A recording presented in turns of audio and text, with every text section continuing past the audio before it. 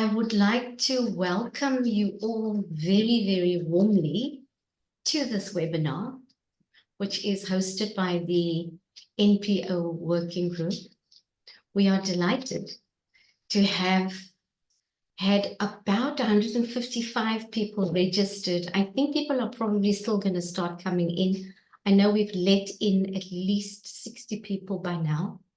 And so we're very delighted that you are able to join us to what is, in our view, a very important discussion on the non-profit sectoral risk assessment. And your participation obviously is crucial as we delve into the findings and implications of the assessment that we will be focusing on through the presentations. And this webinar, of course, aims to foster an open dialogue. So I'm going to encourage you all to participate through the chat group, through the opportunity for you to pose any questions or comments. So it's always good to have people engage with us, then we know how we're doing, and we can temper things as we go along, and really see this as a collaboration among stakeholders to what is important. It's to safeguard civic space. That is ideally why we're coming together in this way, to make sure that we are covering the NPO sector as far and wide as possible.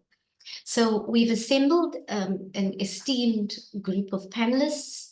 I call them a panel of experts to share their insights, their expertise on this very critical topic. And I know that they come here with knowledge and experience that will undoubtedly enrich our understanding of the challenges and opportunities facing the non-profit sector. We've been grappling with this for a while now. In other countries, it's been going on for much longer, but Ben will talk to some of them. So on this next slide, you'll see the program.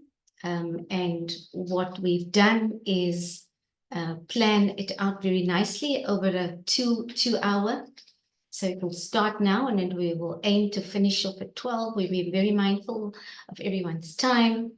And so you've structured this webinar to provide a very comprehensive overview of the assessment, the methodology, the key findings, and also actionable recommendations. Hopefully Ben will touch on some of those. We believe that this information will empower you. You need to be empowered. You need to start taking the bull by the horns. You need to participate. You need to collaborate. And so we hope that this will empower you to navigate this evolving regulatory landscape that we're in, and hopefully to contribute to the resilience of the sector. Ultimately, the sector needs to be around for the next couple of 100 years. What we do now is critically important. And so the speakers for today, we have 3 speakers, as it indicates on the program. Ben Evans, he's a co-founder and senior associate of Greenacre Group. Then we have Lizay van Schoor. She's a specialist senior legal policy advisor at the Financial Intelligence Center, FIC. And then we have Talia Momberg, who is a program manager at the Human Security Collective, the HSC based in the Netherlands.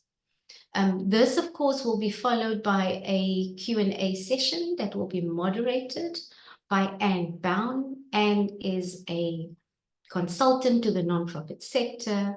She's also an avid member of the NPO Working Group.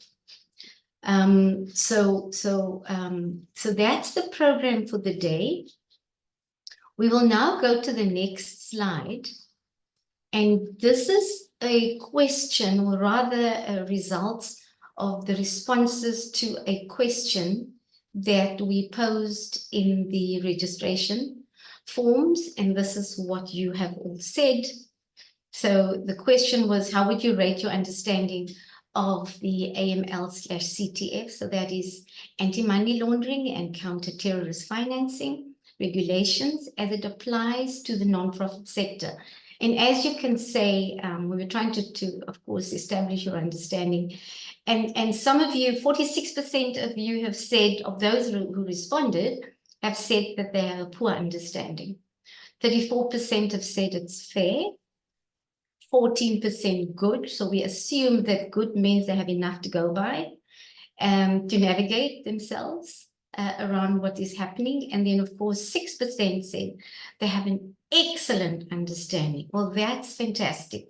They've probably kept alongside, worked alongside. Maybe some of them have been part of the activities with the nonprofit or the NPO working group. And there's been other organizations who have also done work in this space.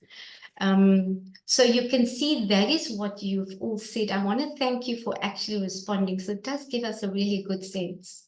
Further down the presentation, there was also, Anne will present the questions or snapshot of some of the questions that you posed, that you were keen to have answered. So we'll go through not all of them, but Anne may touch on them, and there's enough work still for us to continue to do. So the questions does give us a really good sense of some of the things that we still need to focus on.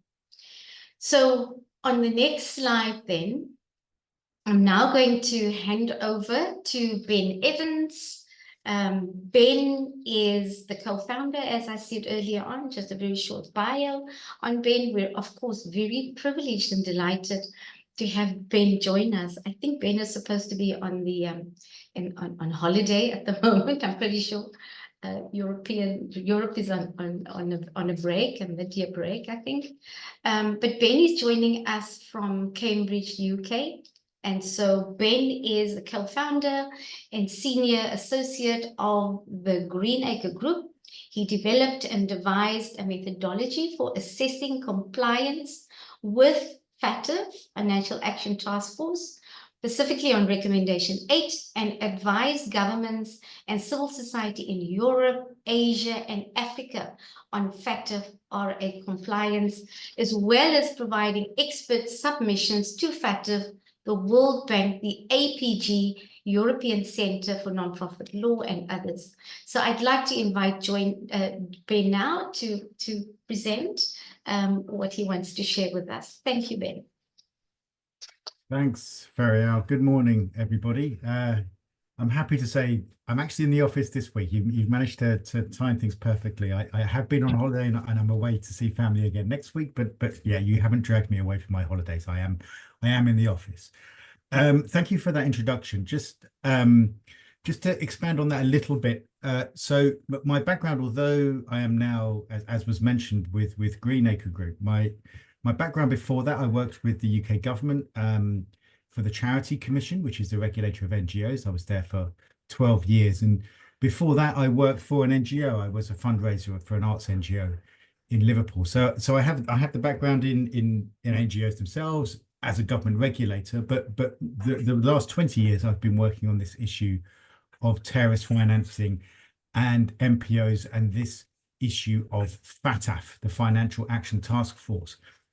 What I want to speak to you about for the next 15, 20 minutes is about the Financial Action Task Force and what it requires and why South Africa has been undertaking this risk assessment, because this is not something that was a kind of an independent decision of the government there that they needed to do this.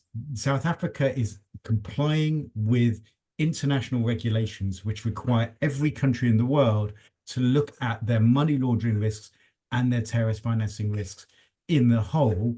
And some of the specifics of that include this requirement to have a specific assessment of the potential terrorist financing risks that apply to their NPO sector.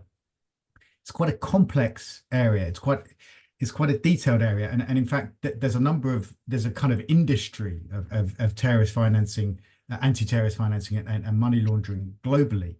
And a number of experts and consultants out there who help, but I'm in a rather unusual position of just working on one part of it, on the NPO sector, because it is a specific and unique challenge which many countries struggle to meet. I have some slides, so just bear with me 1 second and I will share those with you. I'm hoping that you will now be able to see the slides, but someone shout if there's a problem. So first of all, I just need to mention that these slides here, you may, at the top, the logo there's of the European Union's Global Facility on Anti-Money Laundering and Countering the Financing of Terrorism. We call that the EU Global Facility. They are technical assistance providers through an EU fund that supported South Africa through this risk assessment process and paid for my involvement. So we just need to recognise the support that they have provided to us throughout this process. Okay, so Financial Action Task Force, what is that? What do we need to know? It's been described, the Financial Action Task Force, or FATF as I will call it from now on. It's been described as the most powerful organisation that you've never heard of.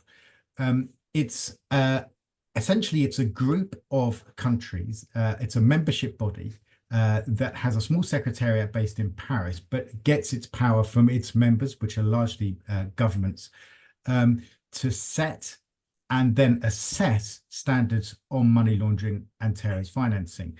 Now, there are many international bodies out there which come up with recommendations and standards on a whole wide variety of things. The real killer application of FATF is the fact that not only does it set these standards, but it assesses them through a very rigorous process, which is known as the mutual evaluation process. And not only that, but if you do badly in the mutual evaluation process, it has consequences. FATF will assess if any deficiencies are identified with your measures to deal with money laundering and terrorist financing. FATF will identify them. If you've done particularly badly, you will go into what's called an enhanced follow-up or even get what's called grey listed. So there's kind of consequences of doing badly. The country will then be monitored more closely to make sure that they're taking the necessary measures to deal with these significant deficiencies that have been identified. And if they're in this what's called the grey listing, that's an informal term for what this kind of naughty step is. If they're in the grey listing, that has real life consequences, political, diplomatic, and particularly financial, as international financial markets will take their cue on the riskiness of a country's financial sector from things like the grey listing or their overall compliance with FATF standards. And it does bring into play some sanctions as well, which will automatically apply if you've been put into grey listing. So this is a really significant thing. And countries all over the world are very, very keen and put huge efforts into trying to make sure they can demonstrate their compliance with the FATF standards. Now, I said that FATF is a membership body. It has 39 members, I think, currently, of which South Africa is one. But its standards do apply to every country across the world. Even if you're not a full member of FATF, you will be a member of a regional body which is affiliated with FATF, and these standards will still apply to you. And basically every country in the world, with one or two minor exceptions, are members of FATF or one of those regional bodies. Now, one other key thing to know is that the FATF, its standards, it has 51 standards that come in two varieties. There are 40 recommendations, which are technical compliance, and 11 standards known as immediate outcomes, which assess effectiveness. So technical compliance is essentially, here's a list of things we think you should do. And effectiveness is effectively saying, how well are you achieving the expected outcomes? They're called recommendations. It's a bit of a misleading word. They're really requirements. Those 51 standards, most of them don't have a great deal to do with NPOs. Most of them apply to things that governments are doing or things that financial institutions like banks are doing. And it's about record keeping and being able to identify where some suspicious transactions may be going ahead. And those things will impact you on a day-to-day basis. You probably don't recognize where that's come from, but when you open up a bank account and you're required to provide lots of detail on who you are and prove your identity, for example, that's the kind of thing that the FATF standards will require. But one of those standards, so there's 40 of those recommendations. One of those recommendations specifically deals with non-profit organizations, and that's called Recommendation 8. So this is Recommendation 8. This has recently been revised. In fact, just in the last 9 months or so, this has been changed. Let me just highlight the key parts of this for the purposes of what we're going to be looking at over the next few minutes. So first of all is this: countries need to identify the organizations which fall within the FATF definition of non-profit organizations. As you can imagine, every country around the world defines what they mean by NGOs or NPOs in different ways. And FATF basically says what we mean by NPOs is this, and comes up with its own definition, and then it says to every country, you have to work out which NPOs in your country meet this definition. Once you've done that, you then need to assess their terrorist financing risks. 5 simple words there, but there has a whole kind of a massive, it's like the tip of the iceberg. This is the implications of what that means. The work that needs to go into to do that is very significant. And really, that's what we've been doing in our work with South Africa over the last year or two, is this thing. The first part is identifying those NPOs that meet the FATF definition. And then this big thing is assessing the terrorist financing risk. So one simple sentence there. There's a lot more to it, I can promise you.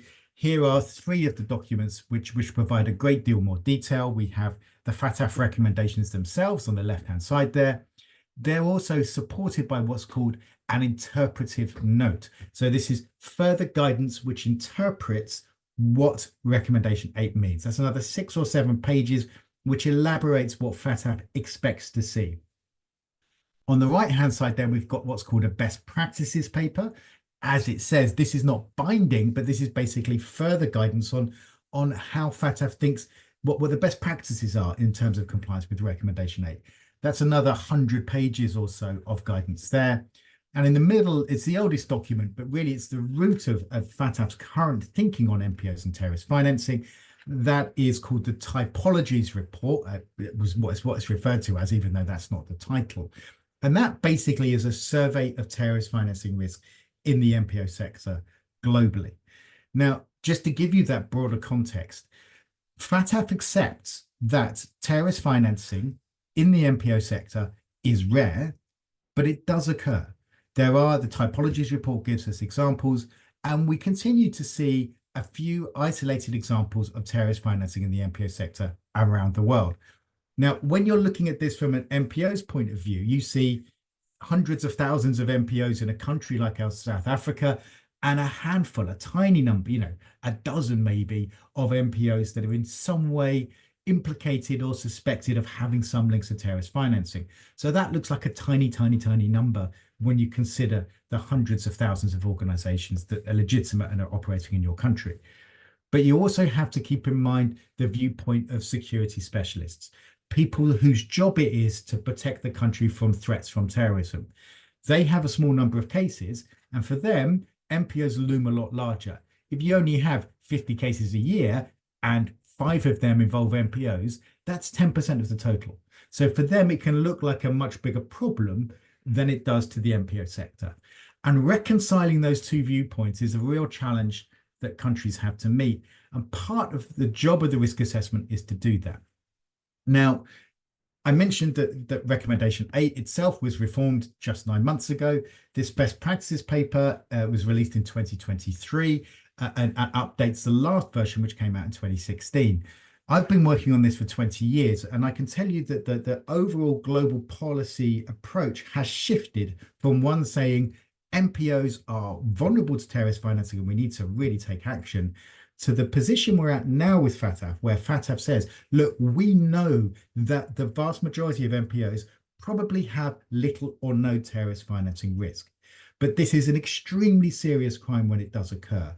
And even if there is a very small risk, countries need to be aware of what that potentially is and be taking appropriate measures to deal with that risk.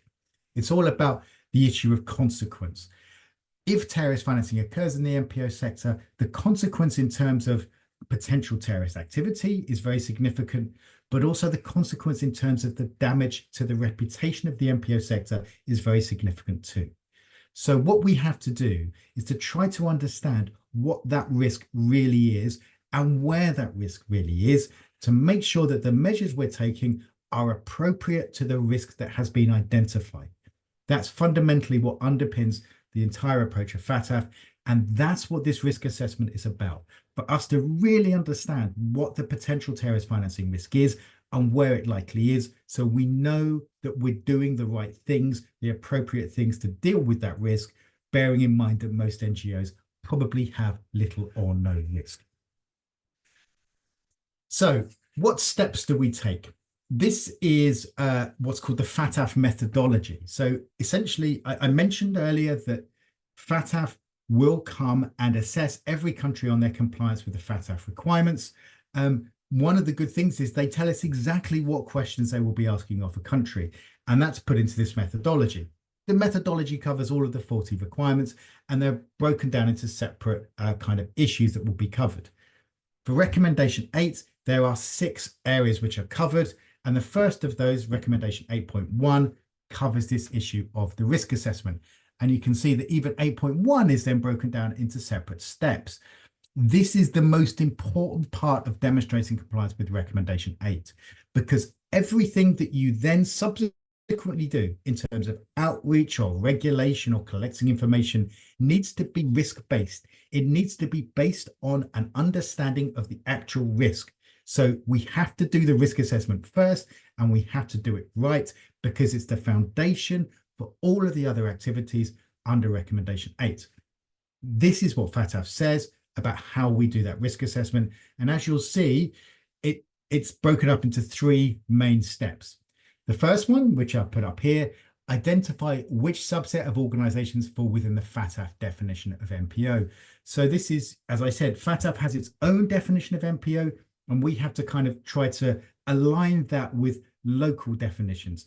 It's a fairly dry technical exercise, and one that we undertook a few years ago. You will see, or a few months ago, sorry, you will see at the beginning of the risk assessment report, section C, the very first thing we do is we identify which South African NPOs fall within that FATF definition.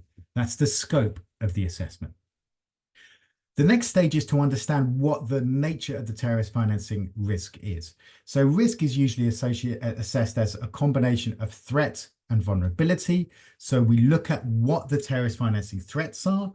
By that, we mean, who are the bad guys? Who are the people in South Africa who are looking to support terrorism or finance terrorism in South Africa or through South Africa in some way? So we assess what that threat is, and then we look at the evidence to see how that threat has manifested in terms of the abuse of NPOs to support those criminal aims. So we look at a whole range of evidence that we get from the authorities about knowledge about or concerns about potential terrorist financing abuse of NPOs. And that's that second stage. Technically, that's called the inherent risk, the underlying risk of terrorist financing and how that may impact NPOs. When we've identified that risk, so we know what potential risk actually exists in the country, we then need to consider what we are doing about it. So what measures are in place to try to address that potential terrorist financing risk? Those measures, people, first of all, tend to think about things that government does. We think about laws and regulations as measures which may help us address those risks. But there are other things that government does which have nothing to do with laws. Outreach and education, awareness raising, working with the sector to help them be aware of the risks they may face and take measures to protect themselves. And then there's the third leg of the stool, which is extremely important, which is the things that NPOs themselves do. So their own internal measures, their own, how well they run themselves, and also kind of organizations like iNYATHELO, which go around and raise standards and awareness within the sector generally. All of those things, all of those measures can help to reduce or remove potential terrorist financing risks. And we assess how effective those measures are as part of what's called an assessment of residual risk. So that's the kind of 3 main steps that you will find when you look at that risk assessment report. And you will see how those 3 steps tally with the requirements that FATF has. I'm just going to share with you a quick, just want to share with you this kind of visual representation of how this whole process works. Something I think FATF can be for explaining what it means in terms of who should be within the scope of the assessment and where that should focus.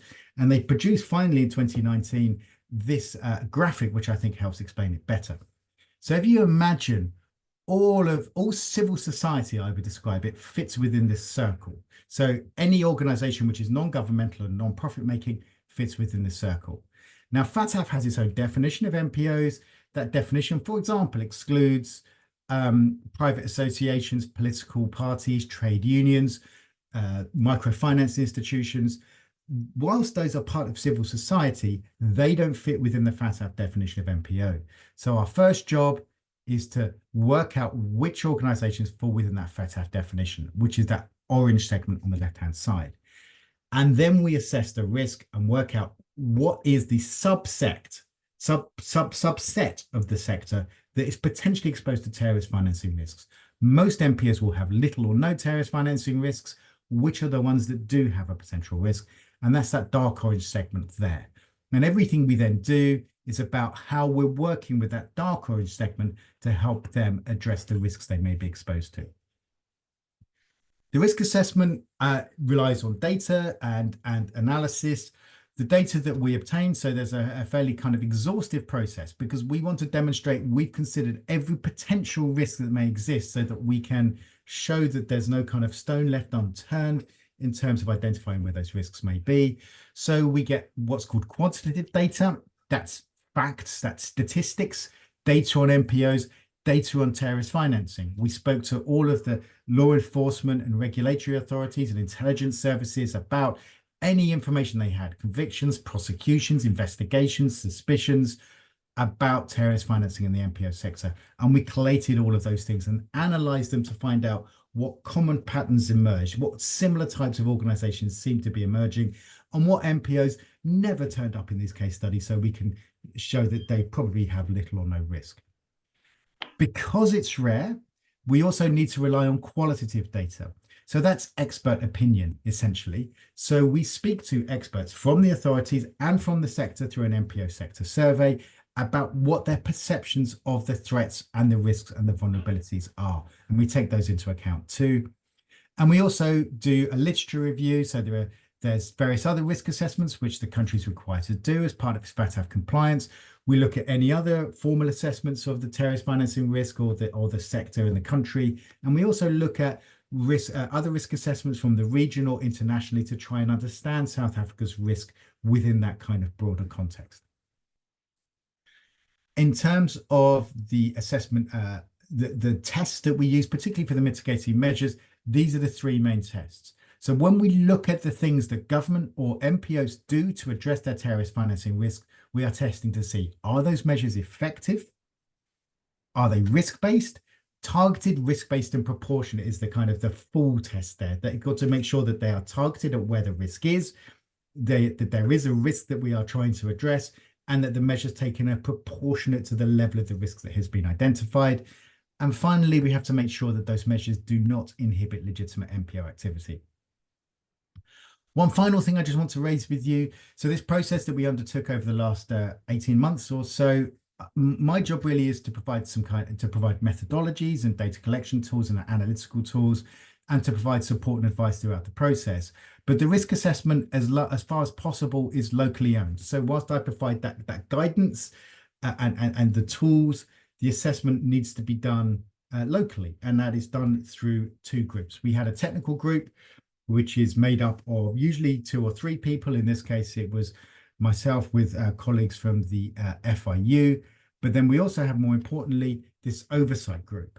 So throughout the process, and some of the members of the oversight group I know on this call, throughout the process, we had a group of, I think it's about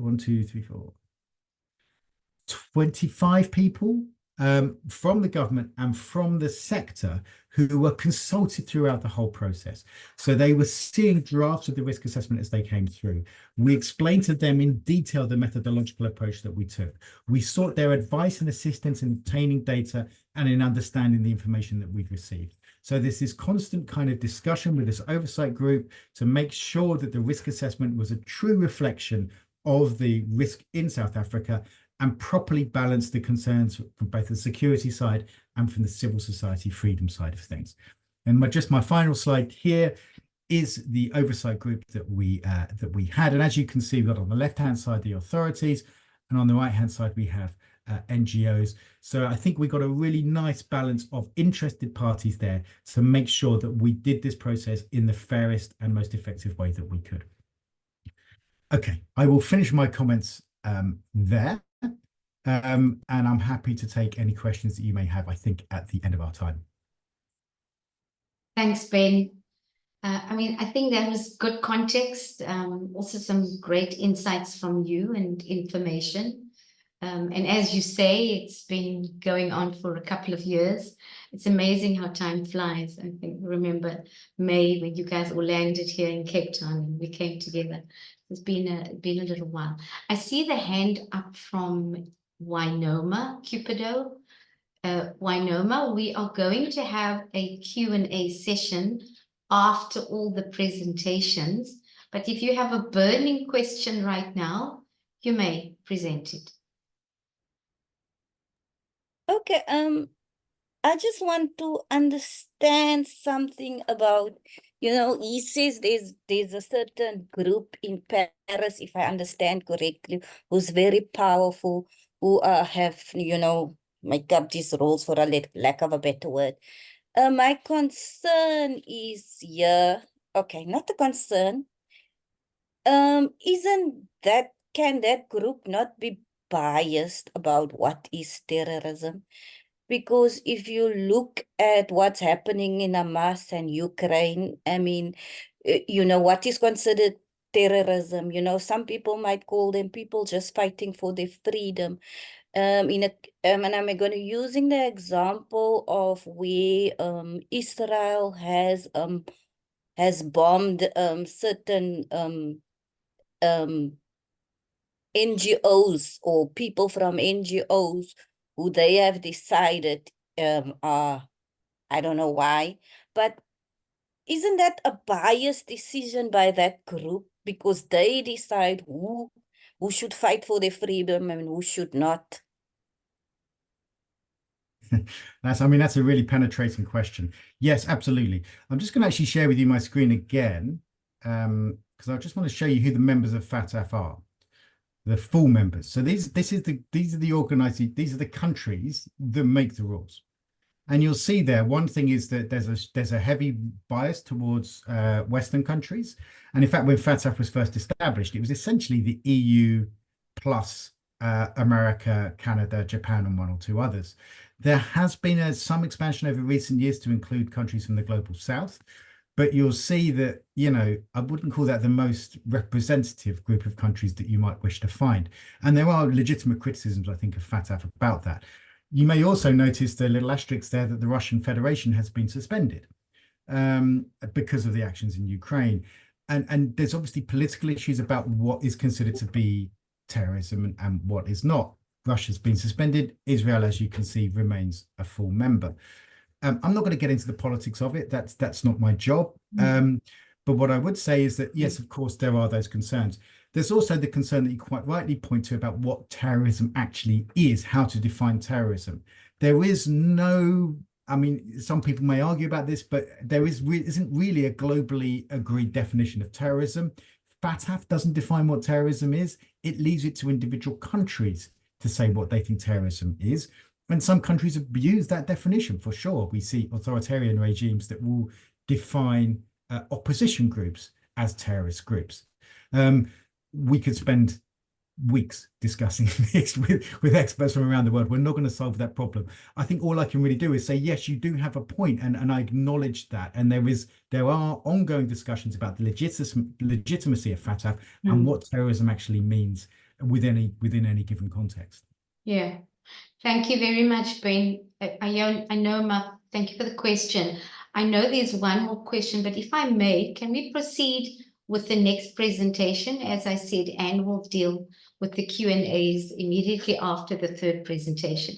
So I'd like to now invite Lizzie van Schoor, who is a specialist senior legal and policy advisor based at the Financial Intelligence Center, representing South Africa at international policy formulation, standard setting and assessment bodies, including the United Nations, the G20, and FATF in various capacities, working groups and projects. She is a factive assessor and participated in the development of factors training courses. I hope I pronounced that correctly, Lizzie. It's a train course, as well as providing technical assistance within the Eastern and Southern Africa region. Her domestic policy coordination focus includes anti-money laundering, counter-terrorism financing, and counter-proliferation financing, national risk assessment, beneficial ownership of legal persons, and legal arrangements and targeted financial sanctions. She has participated in the coordination of South Africa's 2008 and 2019 Factors Mutual evaluations. I'd now like to hand over to Lizzie to make her presentation. Thank you, Lizzie.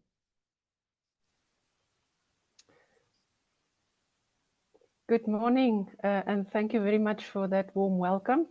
I also have a presentation that I would like to share.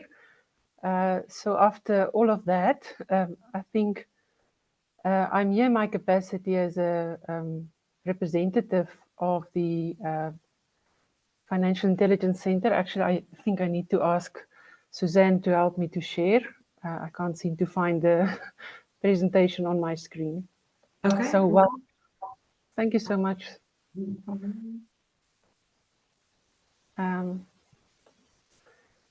I'm trying to move out of another slide. But if you can still see me and if you can still hear me, I will be able to proceed.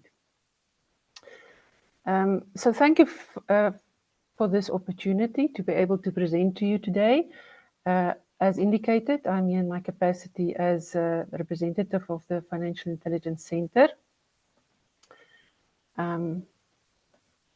There we go. You can move to the first slide. I'm also the coordinator of our National Risk Assessment Interdepartmental Committee. So the purpose of our discussion today, and Ben, thank you so much for that very excellent introduction into the international standards. I will be focusing much more in terms of the overview of the findings, the key concepts to some extent, as well as the specific areas of concern and sectors identified in this risk assessment that we then conducted, as well as the recommended actions. And hopefully, if time allow, I will still focus on some of the legislative amendments, as well as our overarching process since 2019 to conduct this mutual evaluation of South Africa, its follow-up process, the grey listing thereafter, the current enhanced follow-up process we're under, as well as look a little bit ahead in what we are going to do in preparation for the next round, which is the 5th round of mutual evaluations that will commence in 2027, as well as the way forward. The presentations will be made available, and I've included a whole list of references in the form of links that you are welcome to access. But I really want to urge you, if you have not read this report yet, as displayed on the screen, it was launched on the 18th of April this year, the terror financing risk assessment for the non-profit organization sector in South Africa. It's excellent reading. I wasn't that much involved. I did coordinate from a bit of an arm's length, and for that purpose, as Ben also just explained, it was a very consultative process that involved a number of stakeholders. So I will be covering my presentation a number of terminology and key concepts just to bring you into the context of what we refer to risk, context, and materiality. I'll try and touch on some of the questions that was already posted in the box, but I think there will be more time to elaborate on that in our Q&A. So if you can please proceed to the next slide, Suzanne. I find this quite a useful picture to consider the risk, context, and materiality. And just in layman's terms, and exactly as been prefaced, that the FATF, which is the international standard setting body, a policy developer and assessment body for anti-money laundering, counter-terror financing, and counter-proliferation financing, is pushing really governments to conduct a national risk assessment on money laundering and terrorism financing.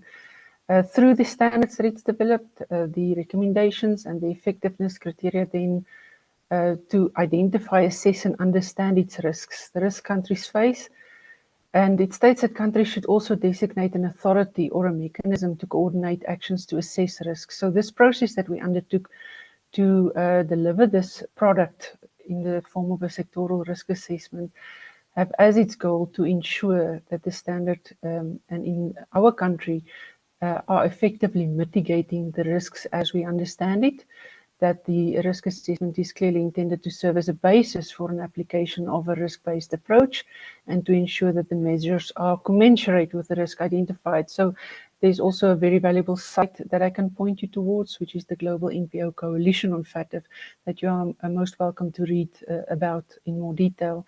Next slide, please. The presentation touch on a lot of, and the actual sectoral risk assessment captures terminology, key concepts relating to risk, but as already indicated by Ben, very important to understand vulnerability and threat, the nature of the threat, at-risk NPOs, inherent, and then also consequences. So I'm not going to touch on all of this. The sections are very clear where you'll find more information about this. And for the exact purpose of this risk assessment, all of these terminology, key concepts were unpacked and explained. If we can proceed, please, to the next slide. I do want to stand still with a definition of terror financing. This is for countries to define and for the purposes of not just this sectoral risk assessment, but for our national risk assessments on terrorist financing. And there was one published and updated on the 24th of June 2024. It's available on the Financial Intelligence Center website that you can also read. But just to understand that it's the raising, moving, storing and spending of funds and assets that could be illicitly and licitly acquired. So this is where it commingles at some point or not necessarily at all with proceeds of crime.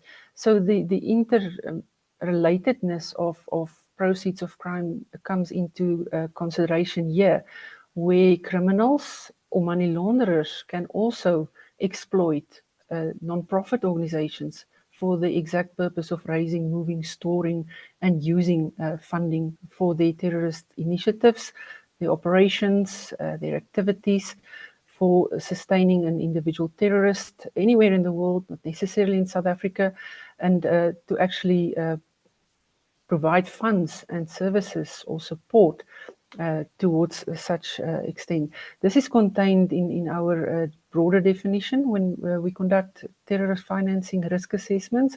It's also based in our legislative framework that in the country on counterterrorism that I'll touch on a little bit later. But if we can then proceed. I think what's important and the way I try to explain this in my own mind reading this report is the two sides of the coin really comes into the mind here. I put there a nice newly minted 2024 Kruger Rand for those of you that's familiar with it, just so that you can capture this in your thinking of the first part of this sectoral risk assessment on terror financing for NPOs really deals with the inherent risk assessment, and you'll find all the parts there, whereas the second part is really the other side of the coin.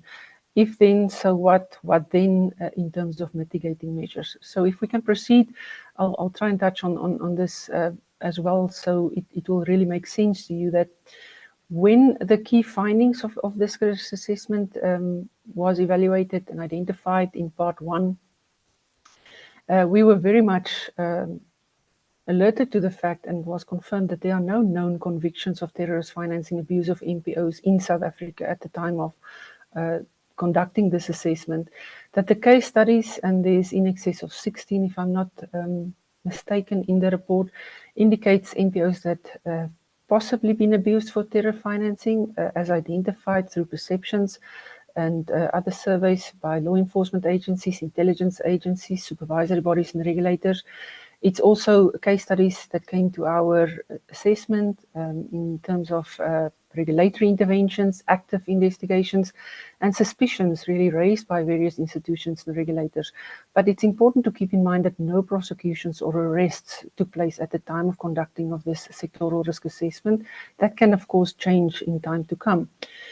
5 possible terror financing threats for NPOs were identified, and These are easy to understand in the context of terrorist actors or terrorist factors.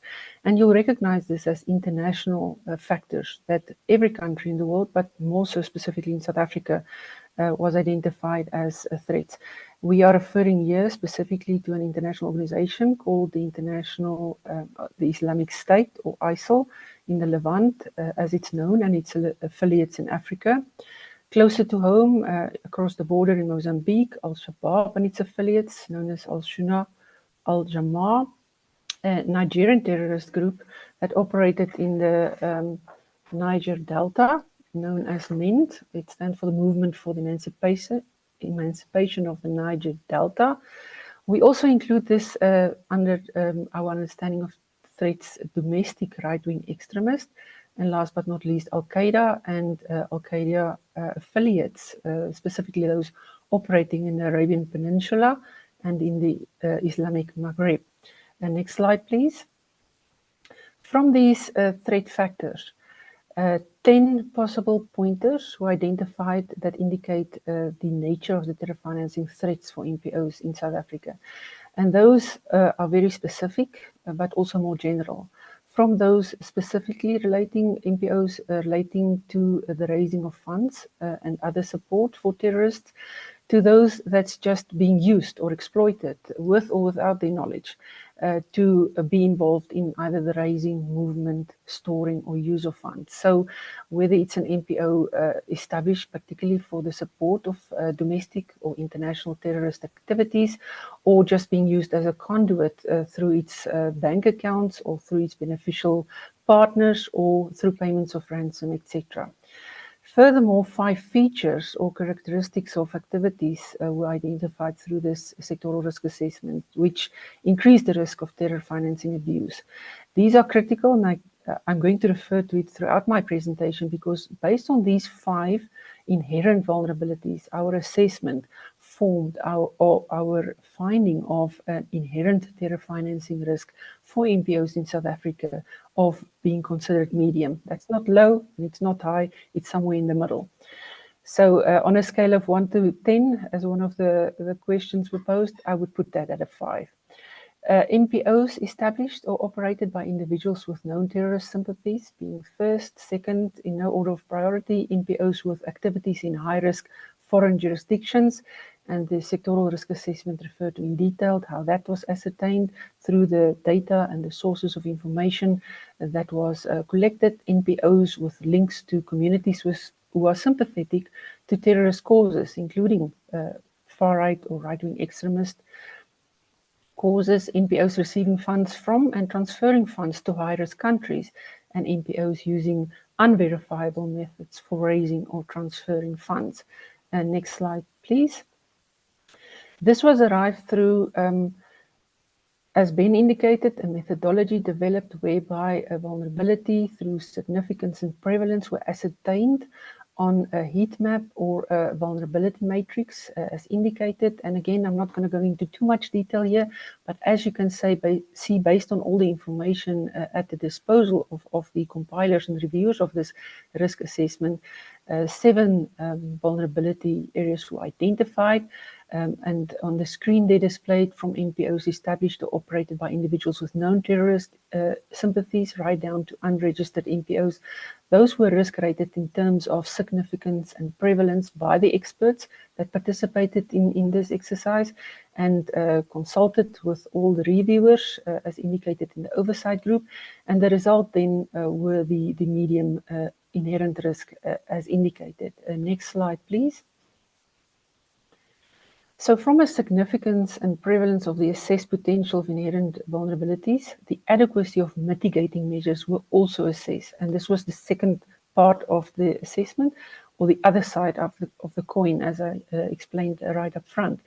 So the inherent vulnerabilities in terms of their prevalence and significance were then measured against what was already in place at the time of the assessment in terms of current legislation, regulation, and other mitigating measures. So as you can see on the screen here, somewhat adequate, some mostly adequate, but definitely room for improvement. What this all means in the next slide for us and going forward then, was the development of a set of recommended actions. That's also available in the report. So I'm just going to summarize it in the 11 overarching general recommendations and then some specific recommendations. So you'll find that detailed list of specific recommendations in the report or the sectoral risk assessment under different sections D, E, and F. Some being significant, focusing more on a targeted approach. As you can imagine, going forward, recommendations for amending specific pieces of legislation, regulation, outreaches, targeted, of course, and NPO measures, as well as other stakeholder processes. This more targeted approach means exactly what it indicates. The focus should be placed on those NPOs that is considered of as at higher risk of terror financing, which have been identified through this exercise. And again, I can hear someone speaking in the background, so maybe if you can just mute your speaker, not a problem. Sorry, so the 11 recommendations, sorry if you can just go back to the previous slide, also include some very specific strategic recommendations to prevent the unintended consequences of de-risking. The next slide then is again some reference to the NPO Global Coalition on FATF, which again give you a very good graphic there of what is meant to not be achieved through regulation, legislation, and mitigating measures of understanding risk, and that being de-risking of certain NPOs to not be able to provide those very services that they are established. The next slide, go into more detail of the 11 recommended actions. I'm not going to stand still here too long. There's a few more recommended actions that I can unpack in the National Action Plan going forward. So you'll find this under the sectoral risk assessment pages 79 to 80. And we can skip ahead without going into too much detail on this and the next slide. And the next one, please. There's also a section in the report that I would like to bring under your attention that I think is quite useful in terms of self-regulation measures.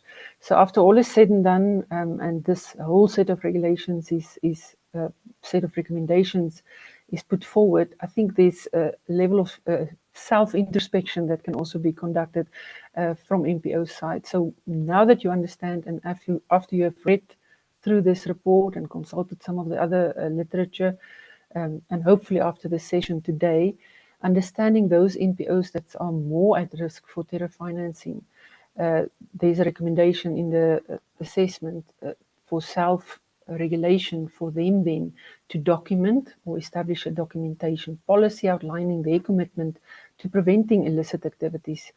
This goes beyond terror financing.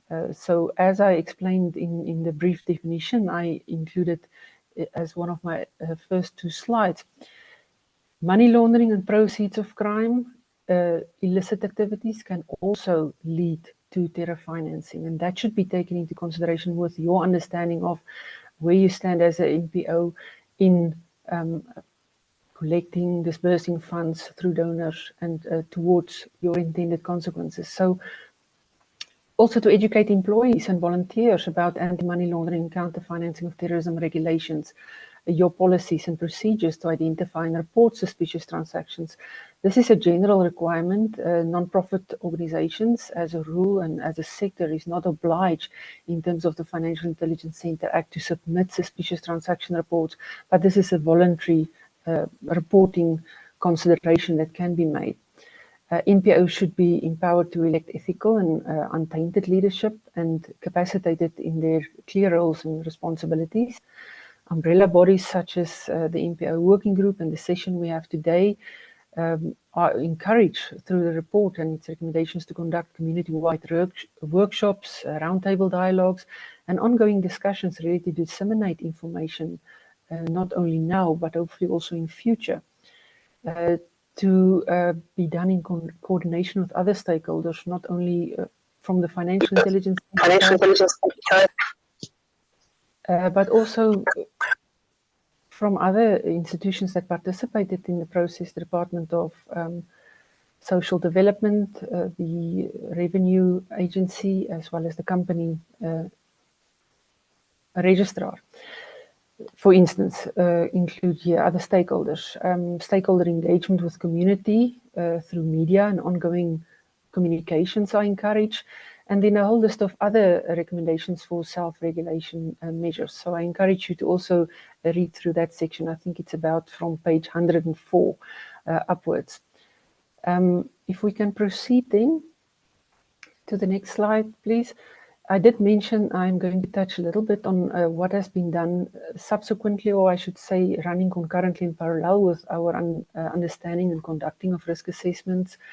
In December of 2022, a whole series of legislation, umbrella or omnibus legislation was adopted, referred to as the General Law on Anti-Money Laundering and Terror Financing Amendment Act, or GLAA for short.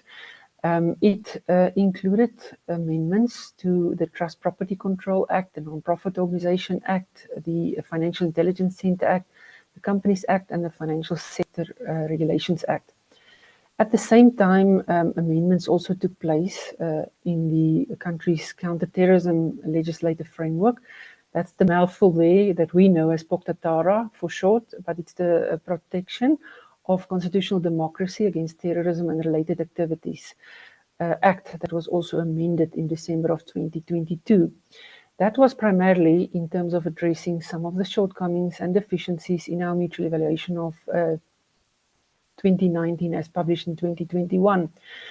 But ongoing and going forward, future reviews of these major pieces of legislation are also still under review and consideration for a potential next round of omnibus legislation and amendments. And that is based on our understanding and our evolving understanding of risk, not only in the area of terror financing and NPOs, but also in the broader money laundering area. So as you can see on the screen there, primarily to address some of the deficiencies in a number of those standards or recommendations, those amendments were undertaken, and going forward, future amendments would also be undertaken. Next slide, please.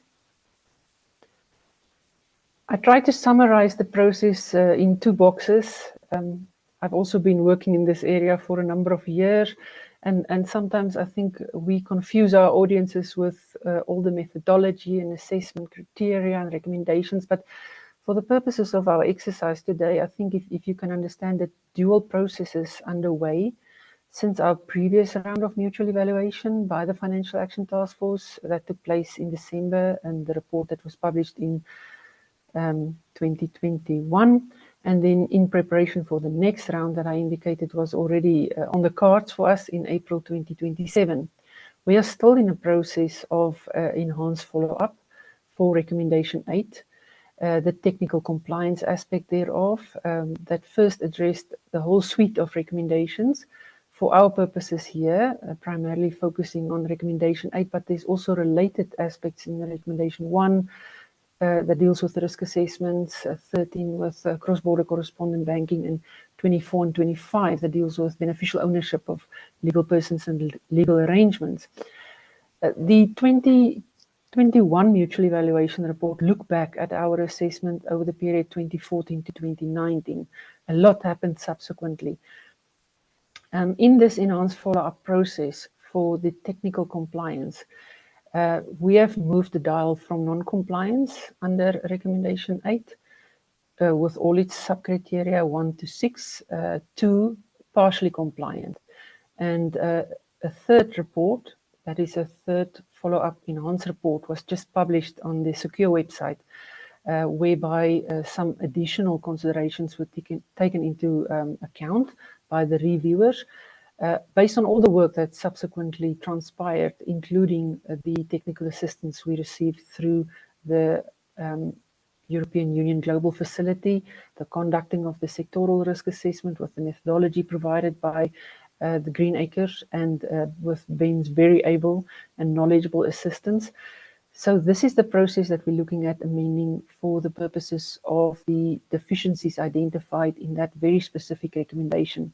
The effectiveness side of things in the other block on the right of the screen look at the review process in terms of the immediate outcomes. Only in immediate outcome 10, there's specific assessment criteria or methodology referring to this area of work. Broadly speaking, that terrorist organizations and terrorist financiers should be prevented from raising, moving and using funds and from abusing the NPO sector.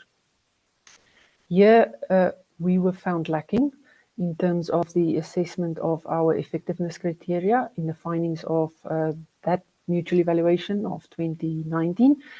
For immediate outcome 10, there was identified a low level of effectiveness. We are currently addressing this through a follow-up process. First, a period of review that started in 2021 to 2023. Thereafter, in March of 2023, the country was grey listed. And we now, in this ongoing rolling process of follow-up reports, we're already on number 5, and there's 2 more cycles up to 2025, whereby a national action plan is implemented based on an agreement between the reviewers and the country on what need to be done to plug these holes, to address the deficiencies and the shortcomings. And maybe I can just say a word or two about grey listing. It is not the worst thing in the world.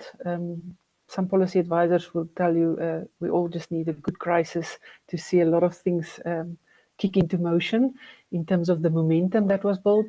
But it's also just fat of speak for countries under enhanced scrutiny or considered a strategic risk for their money laundering and terror financing and proliferation financing regime.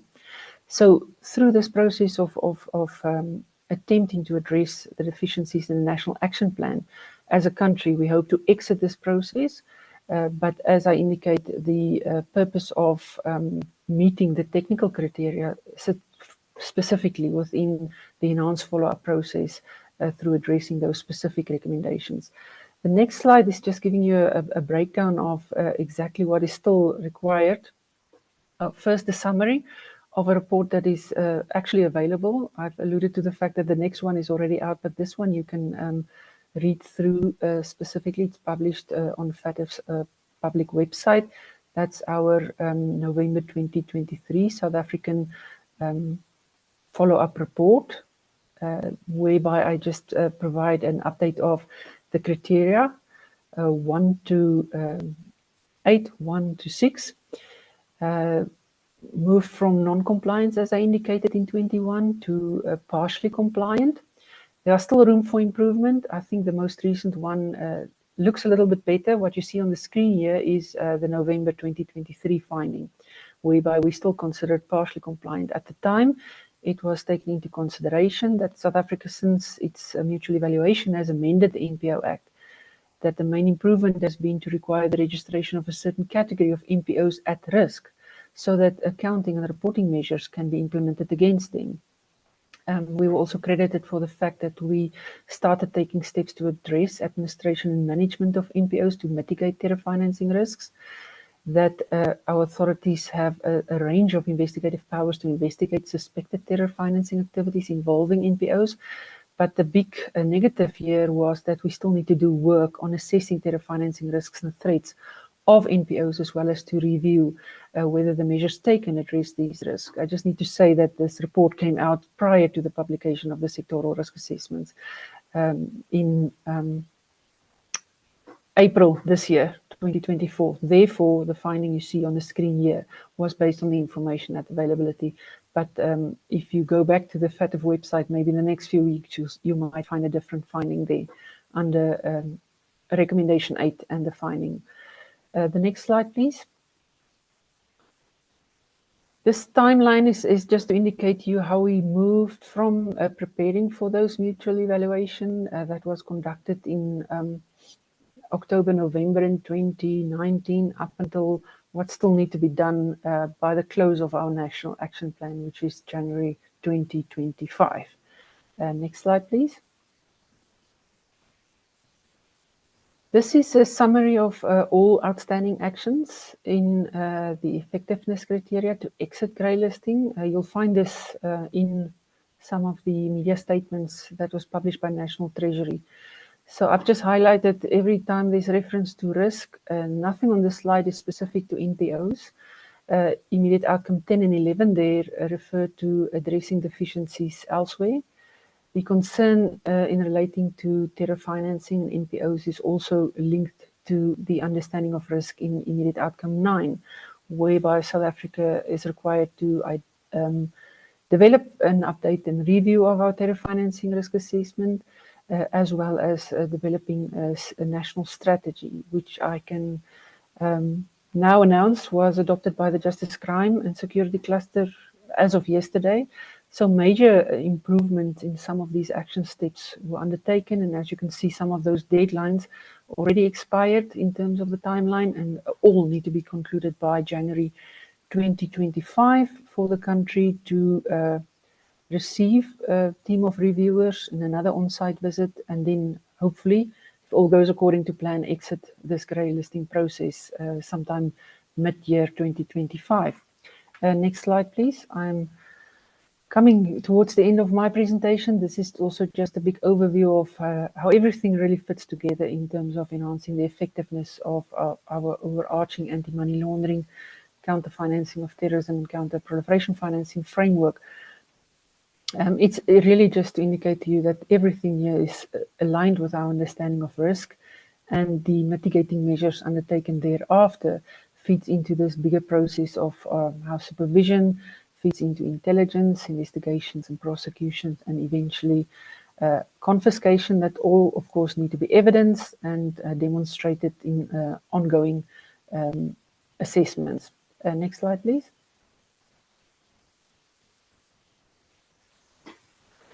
More specifically, for our purposes today and looking forward, post this sectoral risk assessment that was undertaken, and again, thanks to Ben and team who assisted us with drawing up this follow-up action plan. As you can see there, 5 overarching action steps, starting with the strategic oversight for us as a country to oversee implementation of this national action plan for South Africa to demonstrate Recommendation 8 compliance by end 2026. This is, of course, in terms of preparations for the next cycle. The working group that need to be established to conduct this work and ongoing to oversee this implementation of the action plan. Outreach and consultation, as we do today, to be coordinated, multi-sectoral, to deliver awareness raising and capacity building on NPOs, terror financing risks and vulnerabilities, not only generally, but also specifically to all NPOs, the whole universe, to donors and the public at large. And I must say a lot moved since the publication of the sectoral risk assessment on various websites. A whole media campaign kicked off in April of 2024. I was personally engaged in a number of outreach sessions by the Department of Social Development to specific NPOs as well. And I hope these sessions will continue and also be more targeted.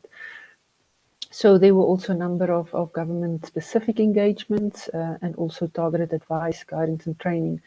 I can just point here towards some of the material that you'll find in the last slide that's also developed by the Financial Intelligence Center.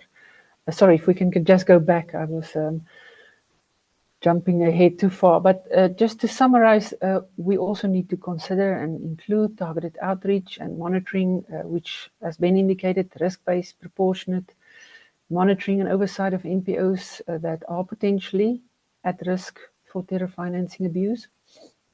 Here, where necessary, the relevant competent authorities for monitoring oversight still need to be identified for each particular category of at-risk NPOs, where specific at-risk NPOs categories will be identified, monitoring and oversight plans for these at-risk categories. And I can just also mention to you, because this report will soon be made published, what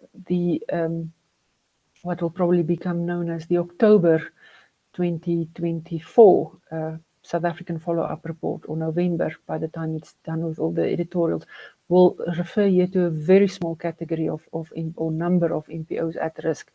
I can assure you it's less than 100. So again, very targeted, very specific, and for these NPOs, a whole approach need to be developed in terms of monitoring and oversight. But then again, we also need to talk to financial institutions to ensure that financial access is available to NPOs and that those unintended consequences of de-risking does not take place. So here we need to encourage the use of regulated financial channels where awareness raising is taking place already through institutions like the Banking Association of South Africa, and where ongoing assessments also need to take place to assess the level, nature and causes of reduced financial access to NPOs. Last but not least, very strategic coordination of regulation and collaboration between oversight agencies. I'm going to park here and also invite any questions that might come forth in the Q&A session. Thank you so much. Thank you very much, Lizzie. That was very informative. It did feel like it was getting very, very close to home. And I so enjoyed how you presented the picture and how you developed or our understanding, increased our understanding of the definitions, the stages of terrorist financing and how it is classified. And I think a lot of us are sitting with that, you know, and that's why I think some of the earlier questions is really about how it's classified. So certainly I think you maybe unraveled that a little bit for some of us. I hope, and as I see as quite a few requests for the presentation material, etc., it will be available through the website after the today, and we'll certainly will inform everyone where to find it. And I also think it's important to take up the encouragement from Lizzie in terms of reading the report. It may look lengthy, but I think it is critically important that we understand exactly what is going on and what is the risks associated with it. So we will now move on to, thank you very much, Lizzie, that was very great. I want to now move on to the next presentation. And this presentation is going to be a pre-recording. Talia Malmberg called me up on Monday to say she's unfortunately not able to do the live presentation any longer because she has a family matter to attend to, but she very kindly agreed to be videographed. And so we recorded, I presented her with a set of questions and she talked to it very, very, very nicely. So Suzanne, if you can switch on this recording, we will now watch it and thank you very much.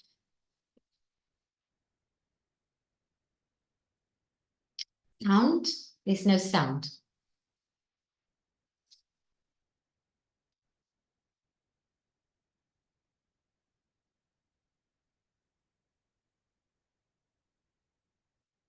So Suzanne, Jock's going to come and help you with the sound. Okay. Thank you for your patience. Hello, everybody. Thank you for the invitation. My name is Talia Monberg. I'm a program manager at Human Security Collective. We're an organization based in The Hague, active since 2013. And we've been working on the intersection of security, development, and human rights. We work on involving citizens in decision-making around security. And that includes then also counterterrorism, and in this case, what I'll be talking about today, counterterrorism financing and AML, money laundering. Human Security Collective is also currently the co-chair of the Global NPO Coalition on the Financial Action Task Force, FATF. It's a loose coalition of hundreds of organizations worldwide, large, small, many different organizations, that has been active since 2014. And the aim of the organization is to mitigate the negative consequences of countering terrorism financing measures on civil society space, and that legitimate charitable activity can continue. The advocacy agenda is driven by the policy changes at the FATF sort of global and national levels, that requires engagement by NPOs, but it also is driven by bottom-up processes emerging from the impacts that are felt by the NPOs that are part of the coalition and broader. So there's a core group that works on a lot of sort of the advocacy and policy parts that is different organizations, so different NPOs worldwide. And our co-chair is Charity and Security Network, an organization based in the US. So I'll talk a little bit about how the coalition was formed and what the achievements have been so far. Well, my colleagues really saw a need for the FATF to have a better understanding of the damage that the implementation of its standards have had on civil society space. Hello, everybody, and thank you for the invitation. Consequences Stream, which was set up in 2021, which looked at de-risking, financial exclusion of NPOs, NPO suppression, and the impact of the misapplication of the FATF standards on human rights and due process. There has also been a more recent, last year, the latest revision of Recommendation 8 and the interpretive notes, which further clarifies really the responsibility of countries to protect NPOs from terrorism financing abuse, but without disrupting or discouraging their legitimate work. And also even clarifying that the standard applies only to a subset of the sector, where many countries before took it to mean the entirety of the NPO sector. It also emphasizes the role of self-regulation in mitigating risk and the need for risk assessments to be really evidence-based, and made really clear that NPOs should not be obliged for reporting entities. And then the latest was also the best practices paper that accompanied the Recommendation 8 change, which also now includes bad practices, so what countries should not do. And we're very happy about this because there was really no mechanism before really to discourage countries from over-regulating, and now there are very clear examples in the best practices paper also of where over-regulation has gone awry. And just to give a little bit of sense of what the challenges are that civil society organizations have been faced with worldwide in terms of the misapplication of the FATF recommendations by governments and others. We categorize them in two sort of broad categories, one being, real overregulation by government. So there we've seen, restrictions on the formation of organizations, so really that it becomes almost impossible to register an organization. Organizations being shut down for arbitrary reasons. And we see that really in, for example, Nicaragua, where thousands of organizations have been closed by the government. Burdensome reporting requirements where no real details have to be presented to the government, which is extremely challenging, especially for watchdog organizations or human rights organizations or organizations that are in any way not necessarily aligned with the government.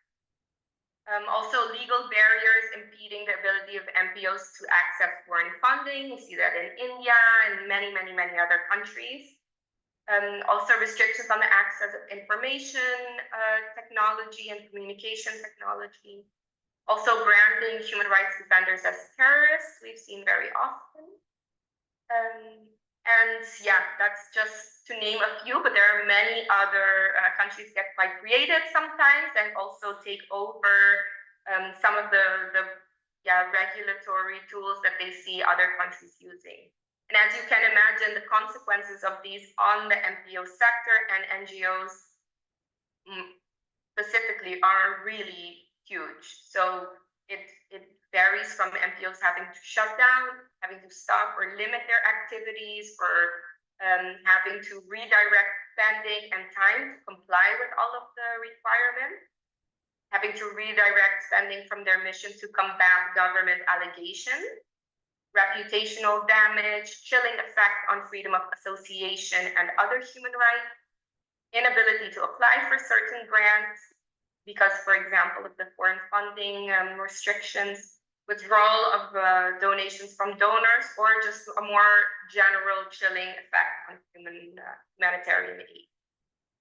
And what we really see that until very recently, these types of restrictions were often justified by governments, citing the requirements that they had to the FATF and specifically Recommendation 8.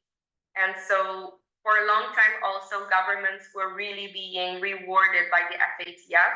The more restrictive they were of civil societies at times, the higher the better score they would get on Recommendation 8. And that, of course, is shifting now, but it really took a very long time. And undoing that is really the work that is being done now. The other sort of bucket would be de-risking, where we see banks delaying or blocking the transfer of funds, closing accounts of NPOs, or sometimes having issues opening an account, disproportionate or burdensome due diligence requests. We see freezing of accounts or refusing to provide explanations when there are delays or blocked or accounts closed. And this also has a really big impact on NPOs. So we see a reduced ability to fundraise, using the informal sector or transferring to less secure channels. We see many NPO staff having to carry large amounts of cash, which also are a real security risk to those individuals who are doing that. You see higher transaction costs for transactions by NPOs, which again is less funds that they can put into their mission. Withdrawals of donations, inability to provide humanitarian funding to conflict-affected areas, for example. And yeah, just a more general chilling effect. And to just discuss shortly now how the FATF has responded to the unintended consequences of their recommendations and what shifts they have made. I've mentioned a couple before in terms of the achievements as well. And there is a lot for the coalition to be very proud of in terms of how far we've gotten, especially when in the beginning, when these topics were being discussed, there was a reluctance to even believe that NPOs were really suffering these issues. And there was also a very big reluctance of NPOs to talk about this openly, for example, about their issues with banking, because there was a real stigma about it. And many NGOs were really afraid that this would, put them in a worse light. Now it's becoming much clearer that it's a systemic issue. And I think there is a very different discourse, and that is really a very big achievement. However, it is still quite difficult to put the toothpaste back in the tube. So even though we have much to be proud of and a lot of cause for optimism as well, we still see that in the past, many of these ways of even looking at NPOs have been so ingrained in, for example, our financial system, that it is very difficult to undo it. And that requires a lot of work also by NPOs, fortunately. We also see that the FATF, even though it provides some opportunities in terms of now using their recommendation as a way to hold governments accountable instead of a blank slate for them to crack down on NPOs, it's still not a silver bullet, and it still won't solve all issues of overregulation, unfortunately. Not all governments are as sensitive to these pressures, especially considering it's one recommendation. And also the FATF itself is unavoidably bound also by political constraints. So we see a lot of difference, for example, in how the FATF has responded in the misapplication of its standards in some countries versus others. And we also see that just reversing already enacted legislation can be a sort of difficult and slow process, even though we do see some improvement. In terms of the ways in which civil society organizations can engage to ensure that the AML CFT measures don't have an adverse impact on the sector, I would say after this sectoral risk assessment, It's important to remain involved also in the mutual evaluation process, to continue conducting research, also to get a sense of when policy changes are made, if they are as effective as they should be. Continue building relationships, because for many of these impacts that are being felt, of course, the FATF can be, and the application of the FATF standards can be a driver of one of them, but it's not always FATF related in that sense. So, for example, something that we see often is de-risking, and even though it is really encouraging that the FATF really says that, you know, wholesale de-risking should not be happening and gives very clear guidance on that, we really do see that banks also listen to other, they have other interests, including, you know, their profit interests, including other interests that really can have a negative impact on the financial access of NPOs. Which means that you need to sort of be able to tease that out a little bit and really stay engaged and stay curious in terms of, what then would be the best approach. So sometimes the best approach with the banks can be that sort of FATF compliance side. And at times it's, for example, the ESG, more corporate social responsibility, looking at the human rights impact of the work that they are doing or the work that they are refusing. And then as to some examples of collaboration between civil society organizations and regulatory bodies to address some of these issues, it's extremely context specific, of course, you know, what also applies for one context or another. Sometimes there is enough openness and trust building possible between the NPO sector and government where a collaborative approach is more possible. Sometimes a confrontational approach ends up being the one that is necessary. It really depends on the situation. But we do have some great examples of NPOs really moving the needle forward in a really significant way. So, and I can link also to some of these stories so that you can read more also about the organizations who spearheaded this. So in Nigeria, for example, they published a risk assessment for terrorism financing and money laundering in 2016, where they identified designated non-financial businesses and institutions. And NPOs were a subset of those. And they said that those were the most vulnerable for money laundering and terrorism financing. And Spaces for Change, an NGO and a global NPO coalition member, challenged this assessment of the risk for the nonprofit sector and really did an amazing job at putting together research, setting up a report, which really led to an engagement with the Nigerian FIU and other government stakeholders. And they were delisted from that designation and no longer seen as obliged or reporting entities. And it also allowed for a more structured engagement to follow also on other topics. We see more recently, for example, in Austria, where there was a very recent sectoral risk assessment of the NPO sector, where the NPO sector was very involved. We also wrote about this on our website, which I'll also link to.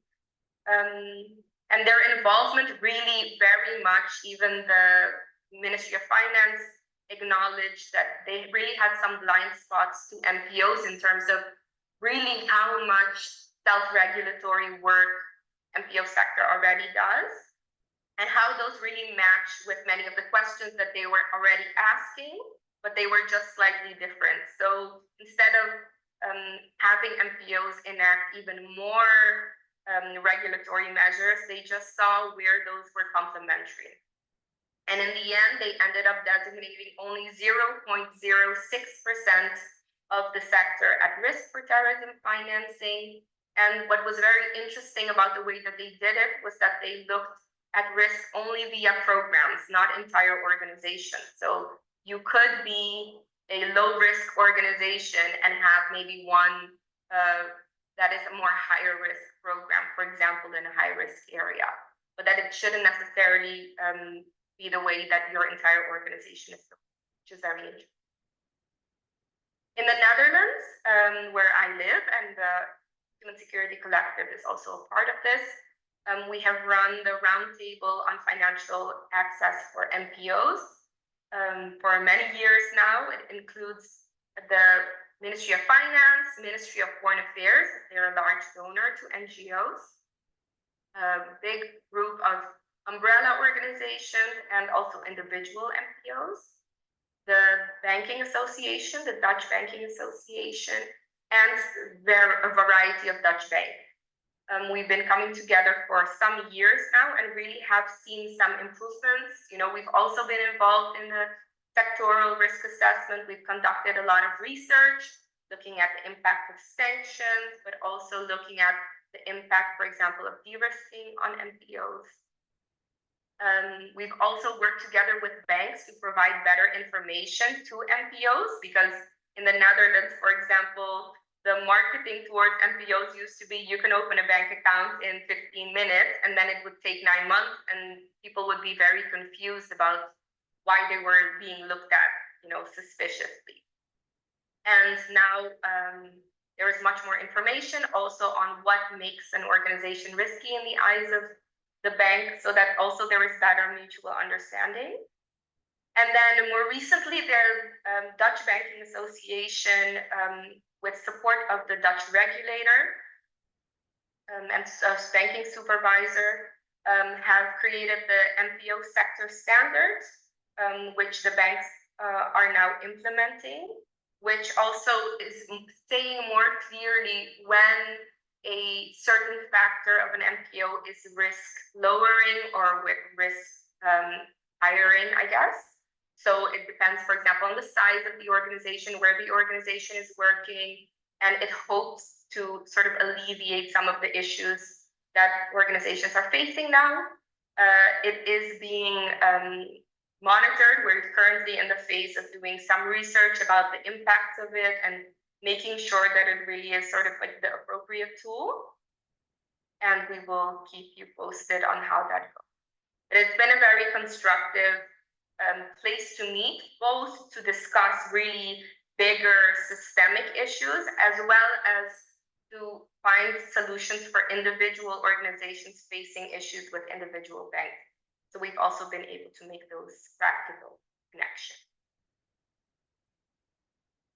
In terms of the role of civil society evolving in response to some of these regulatory pressures, we really see that the NPO sector, the work is never finished, unfortunately. I think it would be really wonderful if we were able to, you know, do, for example, sectoral risk assessment and then sort of move on to the core of the work that we are trying to do or meant to do.